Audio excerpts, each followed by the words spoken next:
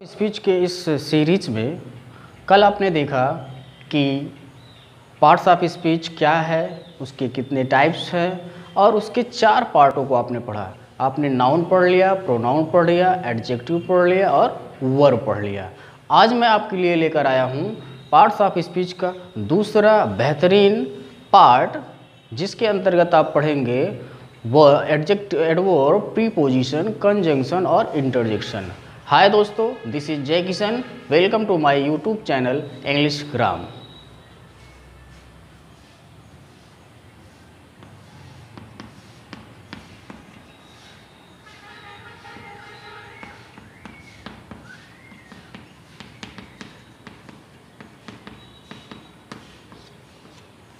दोस्तों, क्रिया विशेषण वह पार्ट्स ऑफ स्पीच है जिसके अंतर्गत आप नाउन और प्रोनाउन को छोड़कर बाकी वाक्य में जितने पार्ट्स ऑफ स्पीच यूज हुए होते हैं उनके बारे में यह क्वालिफाई करता है, इनके बारे में यह विशेषता प्रकट करता है।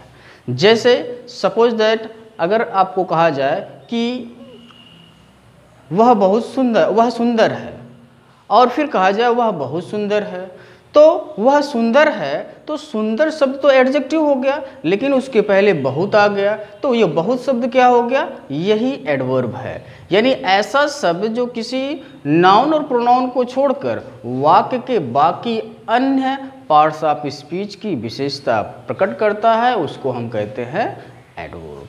क्लियर? चलिए डेफिनेशन देख लेते हैं।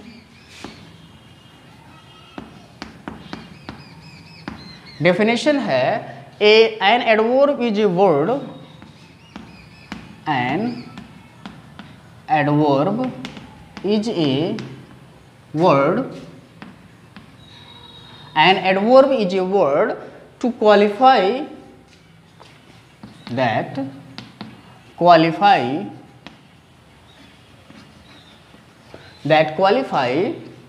an adjective,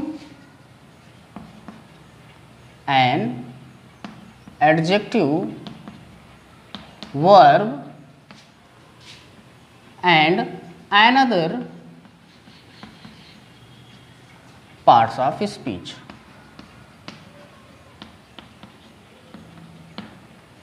तो एडवर्ब वह शब्द है जो क्वालिफाई करता है किसी एडजेक्टिव को, किसी वर्ब को या दूसरे पार्ट्स ऑफ स्पीच को। जब यह एक शब्द का होता है तो एडवर्ब कहलाता है, लेकिन जब शब्दों का समूह होता है यानी ग्रुप ऑफ वर्ड्स होता है तो ये एडवर्बियल्स कहलाता है। क्या कहलाता है? Adverbials.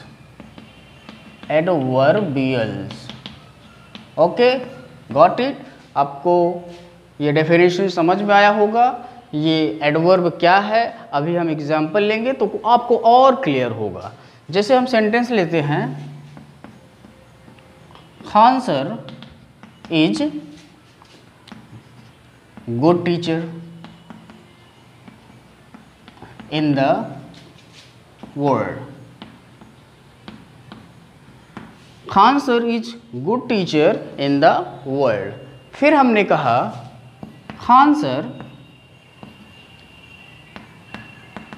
is very good teacher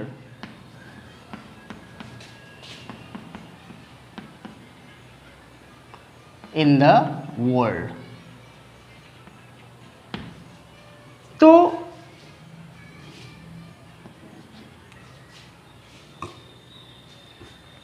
आपने देखा Khan sir is good teacher in the world. मैंने कहा खान सर इस वर्ल्ड में, इस संसार में अच्छे टीचर हैं। फिर इसी वाक्य में एडवर्ब लगाकर बोला कि Khan sir is very good teacher in the world. तो यहाँ पर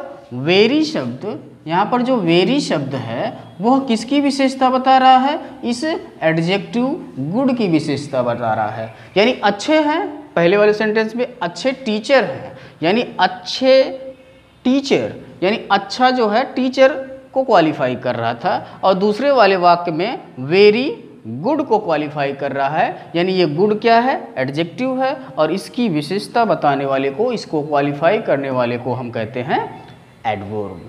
और भी देखते हैं, जैसे हमने कहा इट इज रेनिंग, फिर हमने इसी सेंटेंस को चेंज करके एडवर्ब यूज करके बोला it is raining heavily.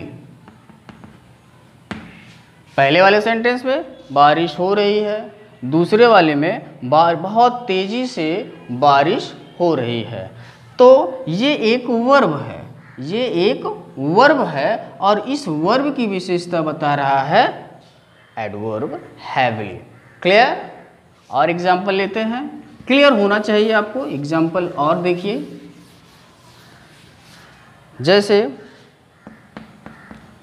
He run fast, हमने कहा ही रन्स फास्ट, वह दौड़ता है, लेकिन कैसे दौड़ता है? तेजी से दौड़ता है, तेजी से दौड़ता है। एडवर्ब यहाँ पर फास्ट है, जो किसको क्वालिफाई कर रहा है? इस वर्ब को क्वालिफाई कर रहा है। क्लियर दोस्तों? आई होप आपको समझ में आ रहा होगा। कुछ एग्जाम्पल देखते हैं कि एडवर्ब के वर्ड्स कौन कौन है, जैसे फास्ट, सो, वेरी, जैसे फास्ट, सो, वेरी, फास्ट, सो, वेरी, और हो गया जैसे अवे, अवे, सून, और जैसे हो गया क्विकली, क्विकली, क्विकली हो गया, और जैसे हो गया सर्टेनली, सर्टेनली, और हो गया जैसे कि ट्रूली। क्लियर दोस्तों? ये सब कुछ ऐसे शब्द हैं जो किसी नाउन के पहले, किसी वर्ब के पहले आ सकते हैं, किसी एडजेक्टिव के पहले आ सकते हैं, या किस वाक्य के प्रारंभ में आ सकते हैं। वाक्य के प्रारंभ में भी ये आएंगे तो पूरे वाक्य की विशेषता बताएंगे। क्लियर? तो इनका पोजीशन बाद में हम बताएंगे, अभी तो ये केवल इंट्रो क्लास है कि एडवर्ब एक्चुअली क्या है। आपके दिमाग में ये स्ट्राइक कर गया हो कि एडवर्ब क्या है। क्लियर? दोस्तों, आप जब भी सेंटेंस बनाइए, कोई भी सेंटेंस पढ़िए, रीड करिए या लिखिए, तो उसमें जो भी शब्द है ना, उसको ध्यान से देखा करिए कि ये कौन सा पार्ट्स ऑफ स्पीच है और किसके लिए यूज हुआ है, उसको समझा करिए। उसके वर्ड्स को एक एक देखा करिए कि नाउन है कि प्रोनाउन, एडजेक्टिव है कि एडवर्ब, प्रीपोजिशन, कंजंक्शन, इंटरजेक्शन, इसका प्लेस किस प्लेस पे आया, प्लेस भी चेक करेंगे। तो रीडिंग करने से आपका इंग्लिश बिल्डअप होगा। क्लियर? बार बार डेली जो है 1 घंटे 1-1.5 घंटे रीडिंग करिए, वो भी ध्यान से रीडिंग करिए। क्लियर? इसलिए आपको रीड करने के लिए कहा जाता है। और उन वर्ड्स को अपने यूज़ में लाइए, सेंटेंस बनाइए, उसको यूज़ में लाइए। ओके? दूसरा हमारा जो नेक्स्ट पार्ट्स ऑफ स्पीच है वो है preposition.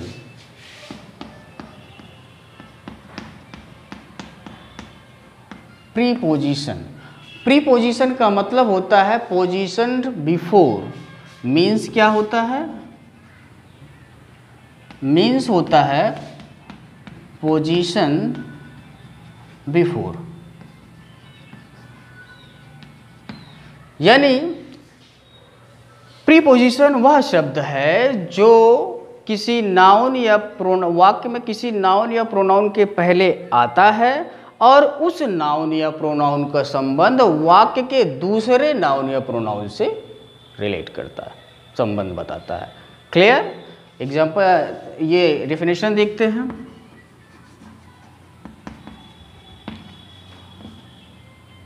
A preposition is a word that comes before a noun or pronoun and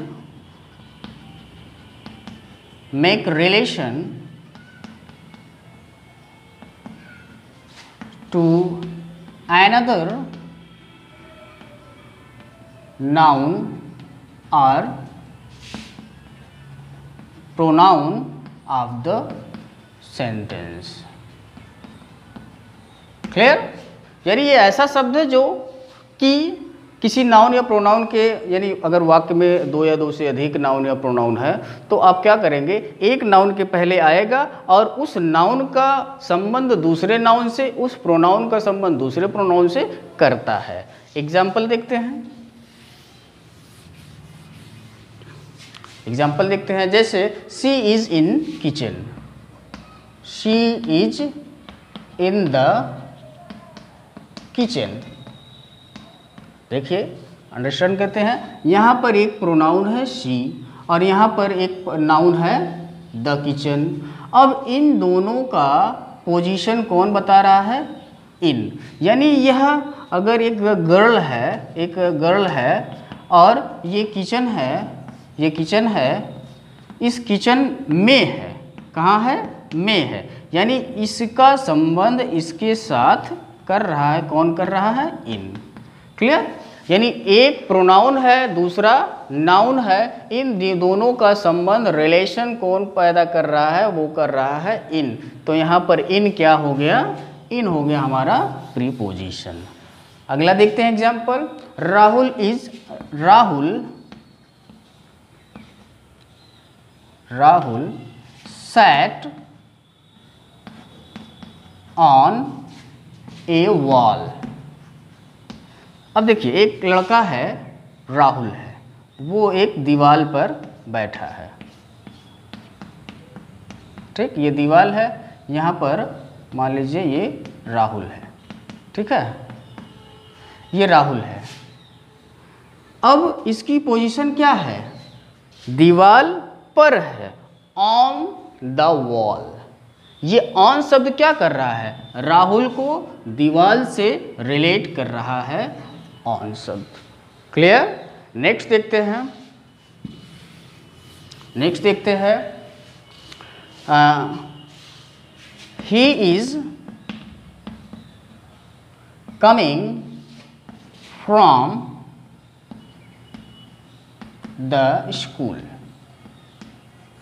he is coming from the school, he is coming from the school. ये pronoun है और ये school है। इस pronoun का इस स्कूल के साथ संबंध स्थापित कर रहा है फ्रॉम। ओके, तो ये फ्रॉम वह कहाँ से आ रहा है, वह स्कूल से आ रहा है। कहाँ से आ रहा है, स्कूल से आ रहा है। ये से शब्द क्या है, प्रोनाउन है, सॉरी प्रीपोजिशन है, जो किससे रिलेट कर रहा है, एक प्रोनाउन से और एक नाउन से। क्लियर? चलिए नेक्स्ट देखिए, हमारा टॉपिक है, नेक्स्ट जो हमारा पार्ट्स ऑफ स्पीच है वो है conjunction.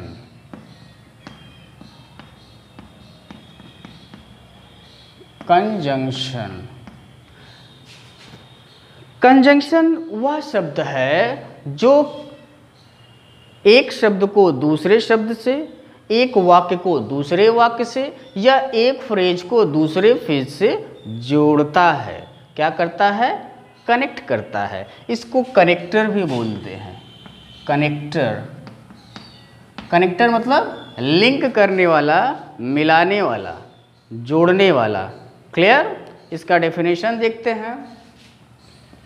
A conjunction is a word, a conjunction is a word that joins words,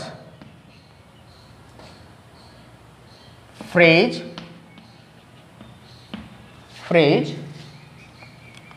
or other separate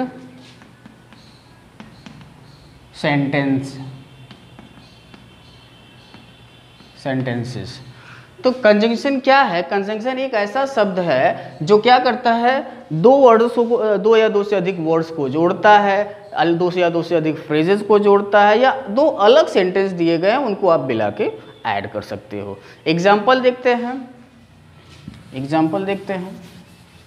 example है Rahul and Makhan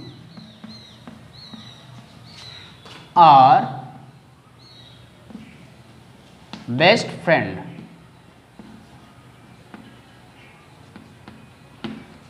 Rahul and Makhan are best friend, यानी एक वर्ड है राहुल, दूसरा वर्ड है माखन, इन दोनों को जोड़ कौन रहा है? एंड जोड़ रहा है। एक वर्ड है राहुल, एक वर्ड है माखन, इन दोनों को जोड़ कौन रहा है? एंड जोड़ रहा है। नेक्स्ट देखिए, he can be in the at home और in the market. He can be, वह हो सकता है, कहाँ हो सकता है? घर पर हो सकता है या मार्केट में। तो ही कैन बी एट होम, ये एक पार्ट है। दूसरा पार्ट है इन द मार्केट, ये पार्ट 2 है। इन दोनों को जोड़ कौन रहा है? और। क्लियर? तो और क्या हो गया? कंजंक्शन हो गया। मैं आपसे यह पूछना चाहता हूं कि ये जो बेस्ट शब्द है कौन सा पार्ट्स ऑफ स्पीच है? कमेंट करके बताइएगा। नेक्स्ट एग्जांपल लेते हैं। I missed the train so I reached late. देखिए दोस्तों, पहला पार्ट है, पहला फ्रेज है या सेंटेंस है आई मिस्ड द ट्रेन, मैंने ट्रेन मिस कर दिया।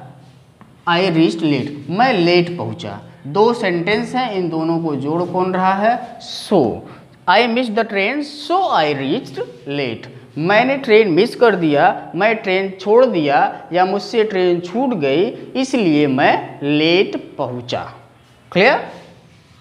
अब कुछ कंजंक्शन देखते हैं कि कंजंक्शन के वर्ड्स कौन कौन है। जैसे सो,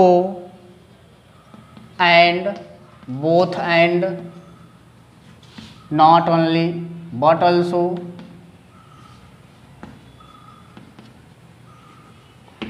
although,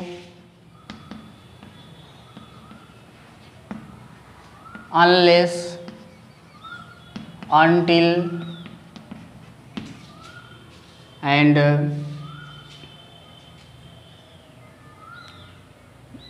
before, सॉरी until, और हो गया as well as, so on. ऐसे कुछ वर्ड्स हैं, so and, both and, not only but also, although, unless, until, as well as, ये सब क्या अदरवाइज हो सकता है। अदरवाइज ये सब कंजंक्शन है। आगे हम आपको डिटेल्स में जब क्लास पढ़ाएंगे कंजंक्शन का तो उसमें बताएंगे कि कंजंक्शन कितने प्रकार के होते हैं। जैसे कोऑर्डिनेटिंग कंजंक्शन, सबऑर्डिनेटिंग कंजंक्शन, उसमें इलेटिव है, ये कह रहा बहुत सारे अभी इसमें बाकी है। अभी आप केवल ये समझ रहे हो कि कंजंक्शन एक्चुअली में क्या है। कंजंक्शन क्या है? कंजंक्शन कनेक्टर है जो दो या दो से दो शब्दों को, दो वाक्यों को, दो सेंटेंसेस को, दो वर्ड्स को, दो फ्रेज को, सबको क्या करता है? जोड़ने का काम करता है। नेक्स्ट देखिए, हमारा जो लास्ट पार्ट्स ऑफ स्पीच है, इंटरजेक्शन, उसको पढ़ते हैं।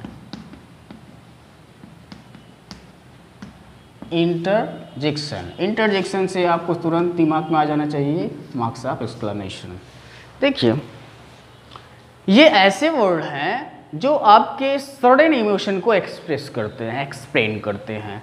जैसे an interjection is a word, N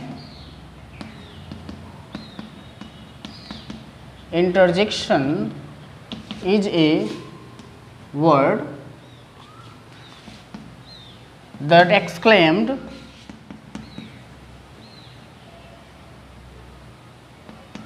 sudden emotion।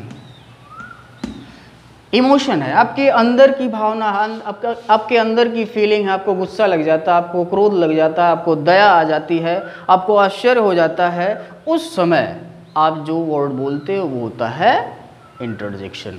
जैसे अभी आपने एक टाइगर देख लिया, आपने कहा अरे। आपने अगर देख लिया अभी किसी को अच्छा खेलते हुए, आपने कहा ब्रेवो। आपको क्रोध आया, आपको क्रोध आया तो आप क्या कहोगे? आप कहोगे फू। आपको किसी के ऊपर अगर गुस्सा डांटना है तो आप कहोगे फाई फाई फाई, छी छी, ऐसा काम करते हो। तो देखिए, जैसे हम सेंटेंस लेते हैं, अलास ही इज नो मोर। कोई व्यक्ति है, वो अब नहीं रहा, तो आप कहेंगे अलास कि बड़े दुख की बात है, वह अब नहीं रहा, यानी वह नहीं रहा। Bravo, bravo, we have won the match. Bravo, we have won the match. फिर देखिए, आपका हो गया फाई, फाई फाई फाई 2 बार, फाई फाई। You can not beat the beggar. तो ऐसे कुछ सेंटेंस आते हैं जिसमें आप सडन फीलिंग को, आप सडन इमोशन को व्यक्त करते हैं। वो अलास हो सकता है, यानी ब्रेवो हो सकता है, फाई फाई हो सकता है। अब देखिए क्या क्या हो सकता है, जैसे आप अलास तो सारो व्यक्त होगा, अलास अगर कहीं लिखा है तो उससे सारो व्यक्त होगा। ब्रेवो कहीं लिखा है तो उससे, अगर ब्रेवो लिखा है तो ब्रेवो से आप होगा प्रेज, प्रेज करेंगे, किसी की प्रशंसा करेंगे। फाई फाई होगा तो आप रिव्यू करेंगे, यानी उसको डांटेंगे, तो फाई फाई लगाएंगे। और जैसे आह है, आह है तो आह है तो आह से क्या करेंगे? आप रिग्रेट करेंगे, कोई आपसे कोई गलती हो गई है तो आप रिग्रेट करेंगे। और जैसे हुर्रा है, हुर्रा, हुर्रा है, हुर्रा से आप जॉय को एक्सप्रेस करेंगे, खुशी को एक्सप्रेस करेंगे। तो दोस्तों, आज आपका पार्ट्स ऑफ स्पीच का बेसिक लेक्चर समाप्त हुआ। और प्लीज़ सब्सक्राइब, लाइक, कमेंट और वीडियो को पूरा देखिए। जब तक पूरा देखेंगे नहीं तब तक आपको समझ में नहीं आएगा। जो भी काम करिए आप पूरा करिए। ये जो मैंने एक सेंटेंस बोला, जो भी काम करिए पूरा करिए, लाइफ में आपको आगे बहुत आगे तक ले जाएगा। क्योंकि कोई भी अधूरा नॉलेज या अधूरा ज्ञान बहुत ही घातक होता है। Thank you.